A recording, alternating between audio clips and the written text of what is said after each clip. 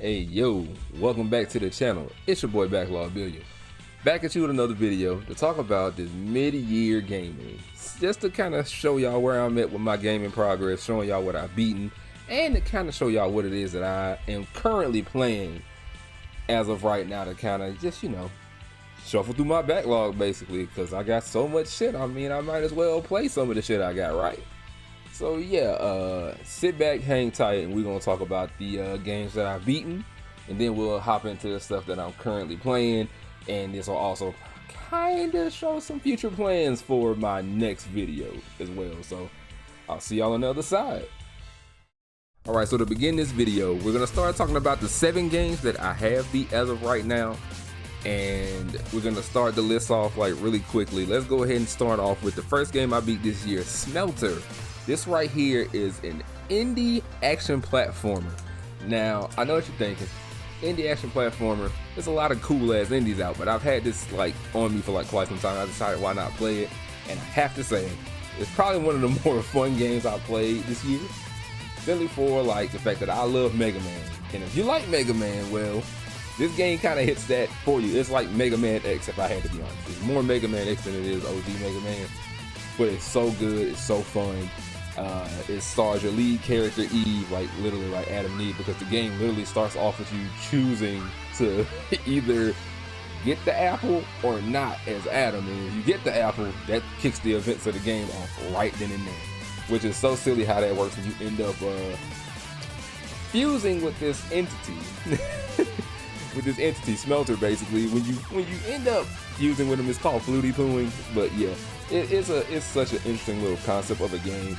And there's even like a city builder. Like I've said it to myself numerous times. This game is like Mega Man X. It takes the Mega Man X part of the gameplay, kind of amps it some, and then adds the ActRaiser part on it, where there's like this empire building. And it's so fun to just go through those levels, build those empires, set everything up.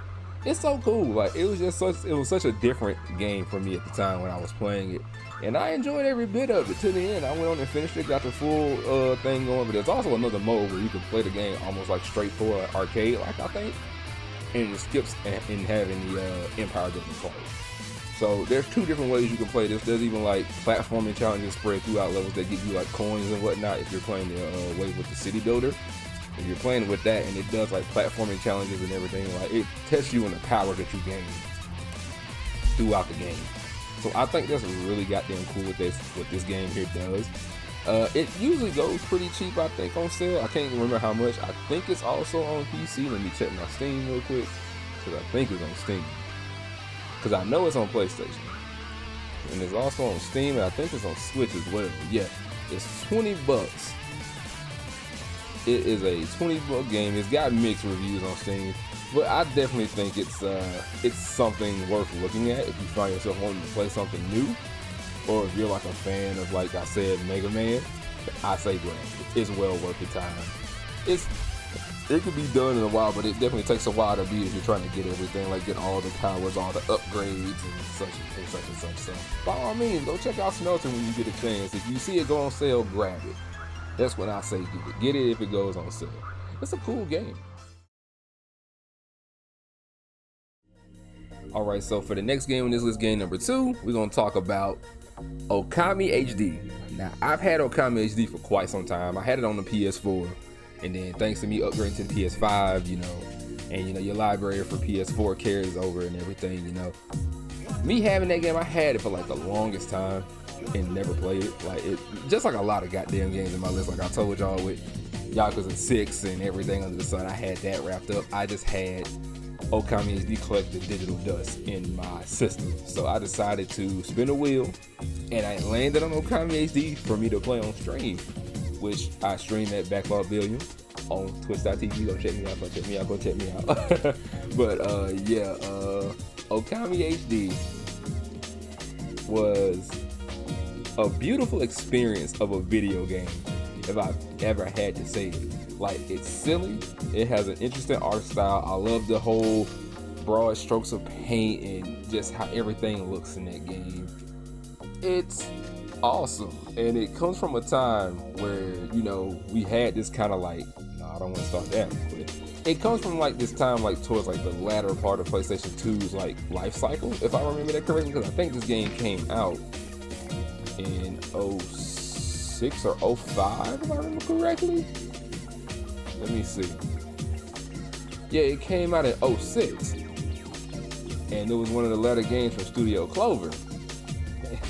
And you know, back then we kind of had like a lot of experimentation with games from people like Studio Clover. We had Okami, God Hand, and Capcom was the one who helped kind of get this out. And shout out to them for doing such, because Jesus, this. For those of y'all who have played it, why didn't y'all tell me to play this earlier? Nah, jokes aside, but it's amazing what this game is.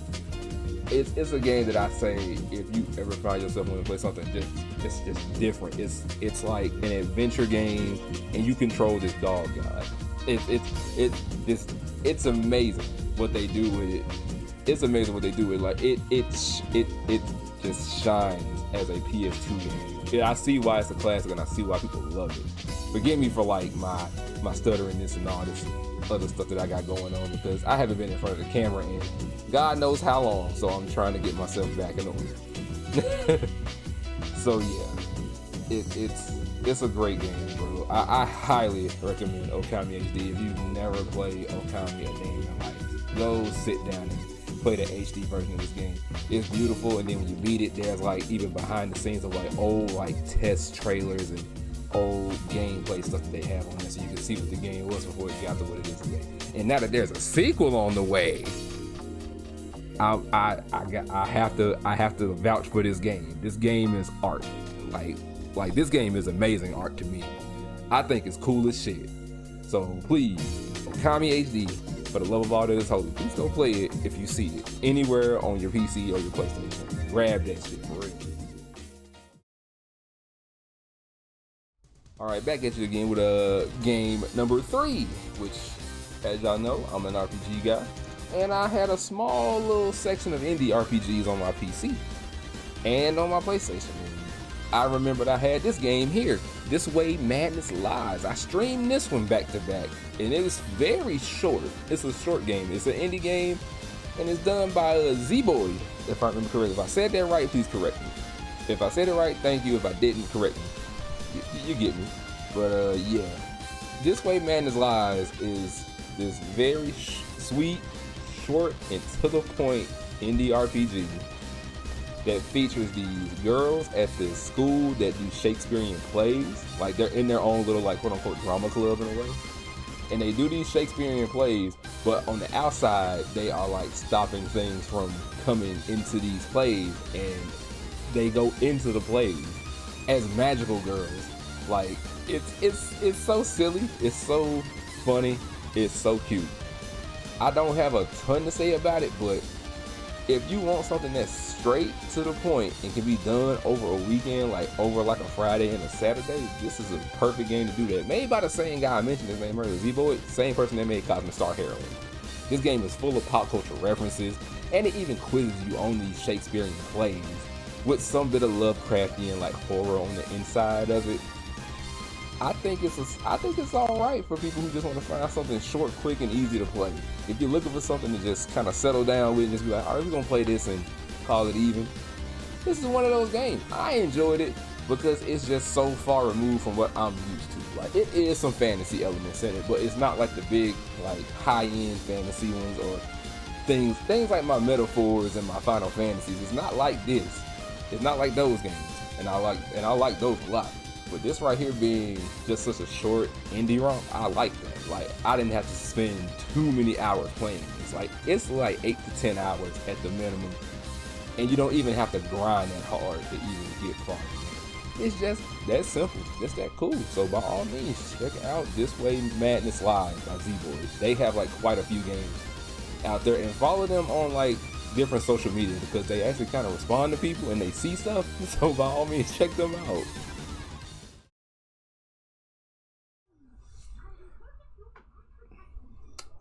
Thanks. Anyway, we still here regardless of the light. Let me see if I can turn it back on. Game number 4, Furi. If you're looking for a challenge, this is your game. This is the game I would tell you to go get if you're looking for a challenge. It's one of those earlier indie games, has a super cool soundtrack, and it's a boss rush type of game. It's not necessarily any specific kind of game. Like, there is a story of some sort on the in-between of it, but it's really a boss rush game, and I have to say, it's a well done boss rush game. I have a playthrough on the channel.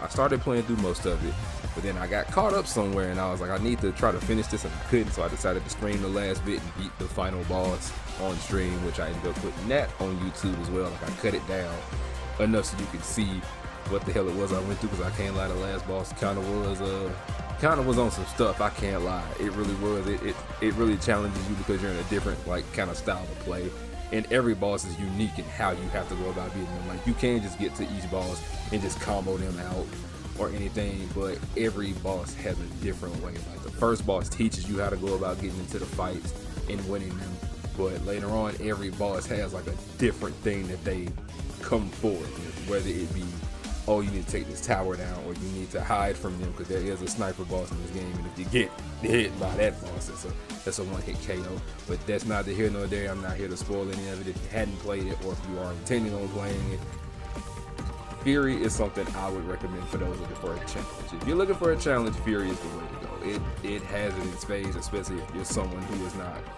big on just like spending a ton of time playing a hard game. This is one of those games that gets in, gets out.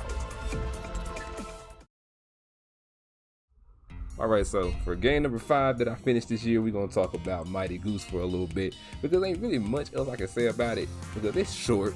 It's a funny little game that you can sit down and play.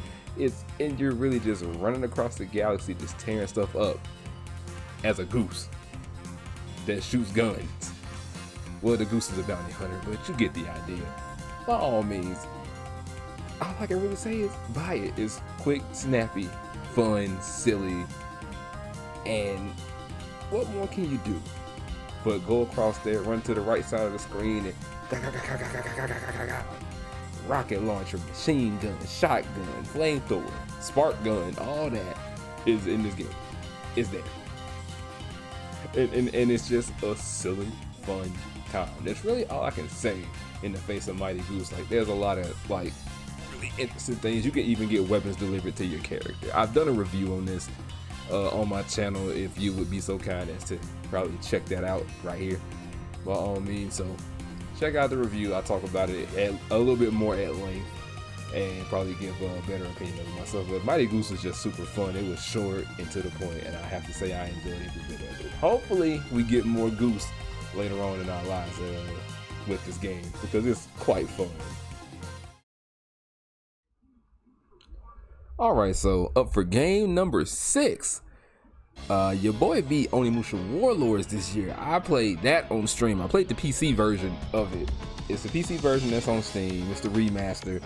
And sadly, it wasn't necessarily Genma Onimusha, which I know had a little bit more content that was exclusive to Xbox when it came out. But that's perfectly fine. I take what I can get. And I also still have an original copy of this game as well for my PS2, which is right here in front of me. I have to say, I think younger me would be proud of the fact that I actually beat this game, because I had it a long time ago and I used to get stuck on that infamous little puzzle at the beginning, you know, the water room puzzle where you have to do it to get Samanosuke out or he may die. Yeah, I failed at that numerous times as a child and never got a chance to really beat this game. But I have to say, I enjoyed this. I know why it's definitely a gem, a classic, and shout outs to Capcom for, once again, just like with Okami, we got a new entry in the series. So I'm looking forward to Way of the Sword when it comes out, just as much as I am looking forward to playing Onimusha 2, and there's a remaster for 2, and there's going to be a remaster for 3 if 2 does well. So I pray and hope y'all go and buy those games, because I would love to play those. If not, it's fine. I do have OG 2 on the PS2, so I can play that way. It's interesting, and you can definitely feel the RE influence all through this game, because, well, Capcom has a tendency of making games, has a nice little tendency of making games, and they end up making them based in like RE. That goes for Devil May Cry, or they go for like the supernatural element and it turns into an RE game. Looking at you, RE4. You know, so yeah, I always say, bro, give games a chance. They're here. Try them out. If you hadn't tried it, play it. Like I said, it's literally just like RE, but with like samurai.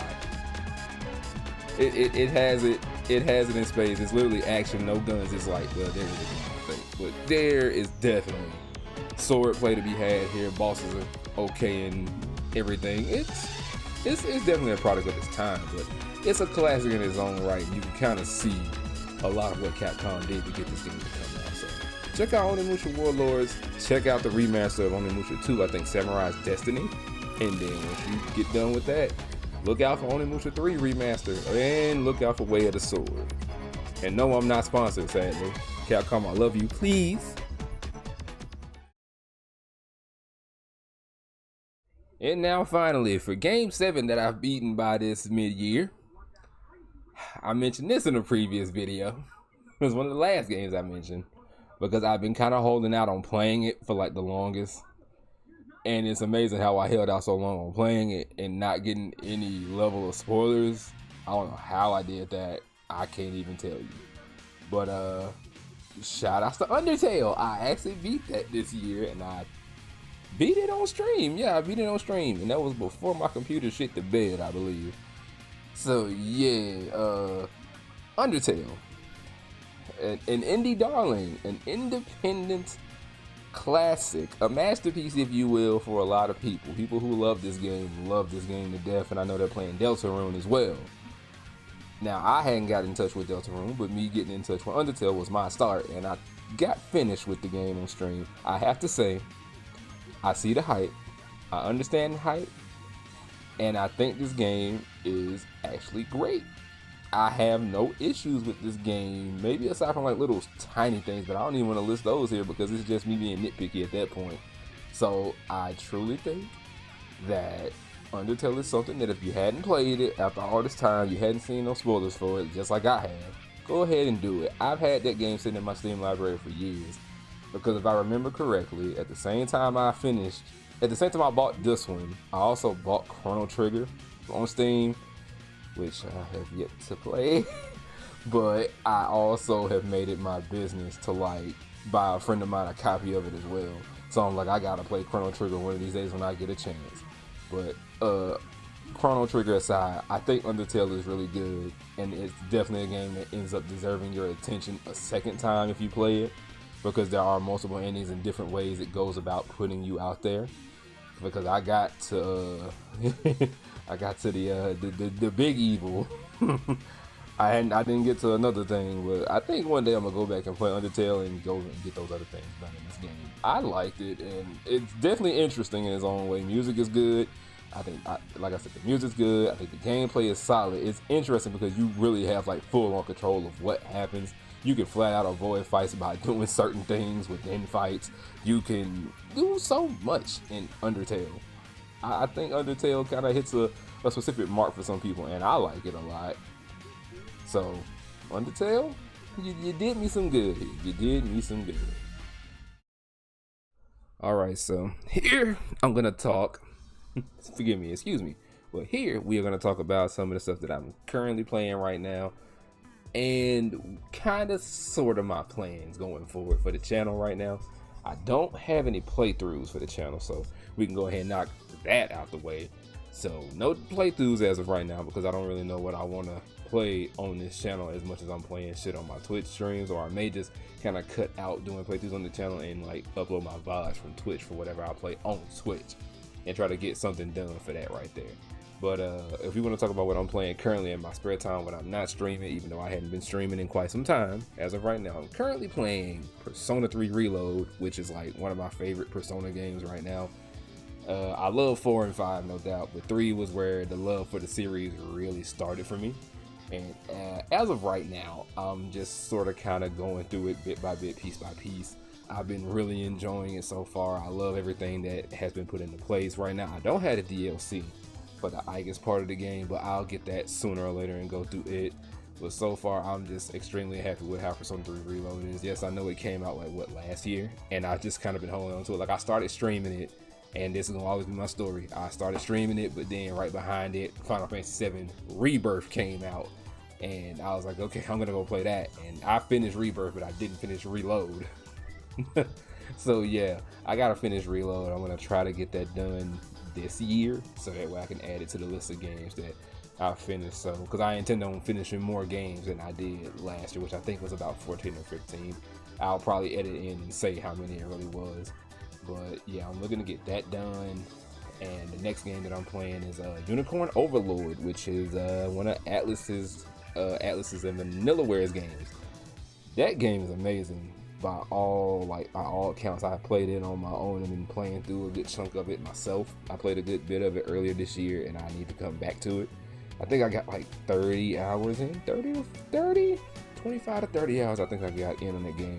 And it's really good. It's gorgeous. Soundtrack's amazing. Gameplay is really deep, really like in there. It's meant for you to sit down and experiment with it and play it. Like, it's so like cool to sit down and play this game. It's really like a mashup of like Ogre Battle and Fire Emblem in Vanillaware art. Like, it's just that fucking cool. I really like that a ton. So expect to see me finish that. I'll add it to the list and I'll talk about it a little bit more, not necessarily at length, but probably in depth by the end of the year, to talk about me finishing it, because I will do my end of the year part of the video. So yeah, the next things I have in line for me as well is these two games, Alwa's Awakening and Alwa's Legacy. I have them both on Steam, and they're for the review series. I'm doing that for the review series just to talk about them, because that's what I landed on the wheel, and I want to keep that going. I do have other games I wanted to talk about and review, but I'll get to them when I get to them.